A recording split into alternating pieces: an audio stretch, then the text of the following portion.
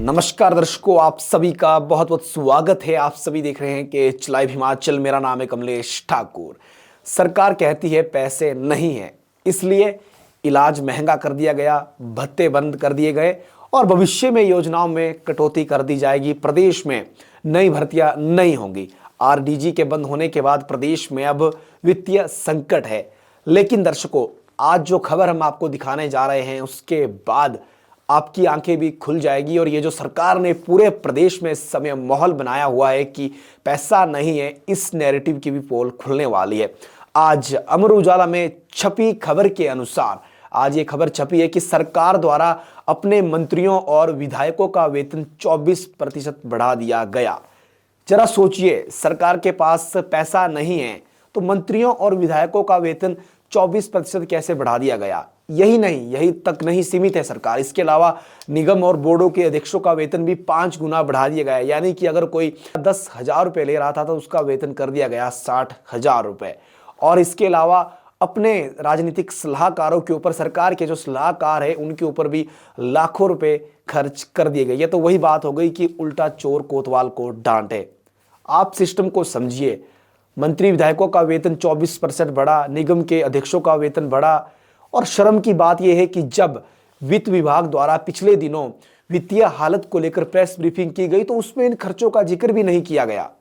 आप जरा सोचिए, उस प्रेस ब्रीफिंग में हिमाचल प्रदेश की जनता को जो सुविधाएं मिलती है, गरीब लोगों को जो सुविधाएं मिलती है, उनको बंद करने की प्लानिंग्स वित्त विभाग ने सरकार को बता दी।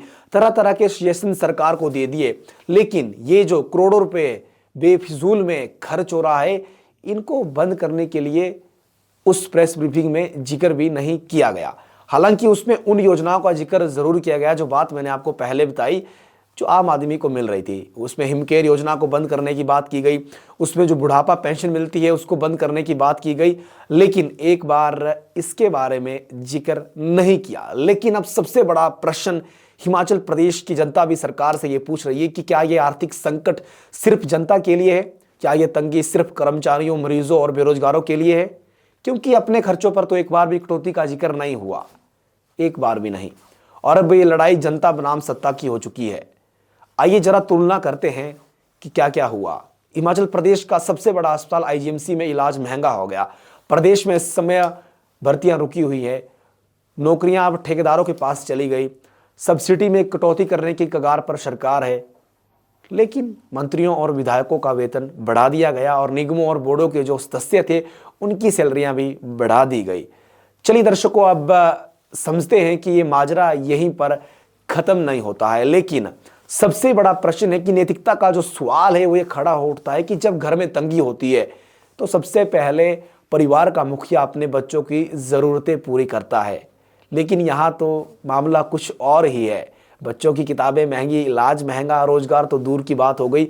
चलिए, ये तो बात रही यहाँ तक की। अब आपको एक और माजरा यहाँ पर ज़रूर हम समझाना चाहेंगे। सरकार ने अपनी पैरवी करने के लिए हिमाचल प्रदेश में 80 डिप्टी एडवोकेट जनरल नियुक्त किए हैं और इनकी सैलरियां 1 लाख से ज़्यादा है। यानी कि साल का करोड़ों रुपए सरकार इन 80 डिप्टी एडवोकेट जनरल्स पर खर्च कर रही है। इतना छोटा सा प्रदेश है हिमाचल, 12 जिले हैं। इतने छोटे से प्रदेश में इतनी बड़ी फौज खड़ी करने की क्या आवश्यकता थी? आज प्रदेश की जनता ये प्रश्न प्रदेश की सरकार से पूछ रही है। आपने विधायकों के, मंत्रियों का वेतन बढ़ा दिया, आपने निगम बोर्डों के चेयरमैन की सैलरी बढ़ा दी। चलिए अब थोड़ा आगे आपको ले चलेंगे।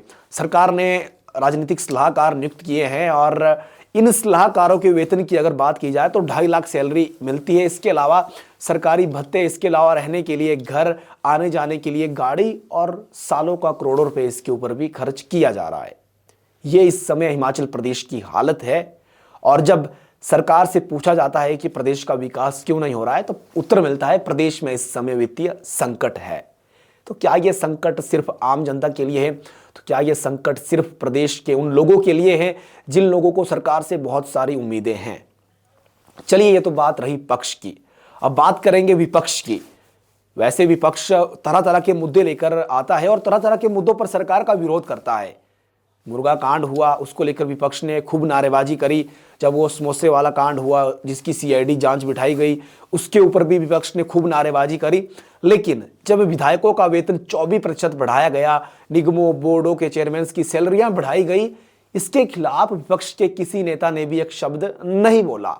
और क्यों नहीं बोला? इसलिए नहीं बोला क्योंकि भैया हिमाचल प्रदेश की जनता तो बोली वाली है, हिमाचल प्रदेश की जनता तो शरीफ है, हिमाचल प्रदेश की जनता तो कभी आवाज नहीं उठाएगी, इन नेताओं को पता है। और विपक्ष के किसी एक नेता ने इसको लेकर एक भी शब्द नहीं बोला। और यहां पर भी वही बात होती है कि उल्टा चोर कोतवाल को डांटे। अगर वाकई में सरकार को प्रदेश के हितों की रक्षा करनी होती, इन चुने हुए नेताओं को, चुने हुए विधायकों को अगर वाकई में प्रदेश के हितों की रक्षा करनी होती, तो सबसे पहले ये जो प्रदेश में बेफजूली के खर्चे हैं, ये जो प्रदेश में बेफजूली की राजनीतिक हितों के लिए, राजनीतिक फायदों के लिए ये बेफजूली की फौजें तैयार की गई है, इन फौजों को कम किया जाता। ये जो निगमों बोर्डों के चेयरमैन बनाए गए हैं, इनकी सैलरियां कम की जाती। और ये जो सरकार ने अपने मंत्रियों विधायकों की सैलरियां बढ़ाई है, इनकी सैलरियां कम की जाती। उसके बाद जो आम जनता को योजनाएं मिल रही है, उनको खत्म या उनको कम करने के बारे में एक बार जरूर विचार किया जाता। लेकिन हिमाचल प्रदेश की जनता का मूर्ख बनाया जा रहा है और अच्छे तरीके से बनाया जा रहा है। विपक्ष और पक्ष दोनों, जिस समय ये सैलरियां 24% बढ़ाई गई, ये सैलरियां लाखों में पहुंच गई, 2 लाख से ज्यादा एक विधायक की सैलरी हो गई, उस समय विपक्ष और पक्ष ने दोनों हाथ से ताली बजाकर इसकी खुशी जाहिर करी कि वाह क्या बात है, हमारी सैलरियां बढ़ा ली गई। और शर्म की बात यह है कि जब वित्त विभाग ने इसके ऊपर प्रेजेंटेशंस दी, जब वित्त विभाग ने आरडीजी बंद होने के बाद प्रेजेंटेशंस दी, उसमें लाखों के खर्चे गिनाए गए, उसमें हर छोटा बड़ा खर्चा मेंशन किया गया। लेकिन उसमें यह खर्चा मेंशन नहीं किया गया कि इतने बेफजूल खर्चे भी हिमाचल प्रदेश में हो रहे हैं। अब प्रदेश की जनता भी सरकार से यह प्रश्न पूछ रही है कि क्या ये जो इस समय प्रदेश की वित्तीय स्थिति खराब है, क्या इसके पीछे आम जनता जिम्मेवार है या इसके पीछे नेता और अधिकारी जिम्मेवार है? और इसकी जिम्मेवारी सरकार को लेनी चाहिए। और ये जो इतने बेफजूल के खर्चे हिमाचल प्रदेश में हो रहे हैं, इन खर्चों को कम करने के बारे में सरकार को एक बार जरूर प्लानिंग करनी चाहिए।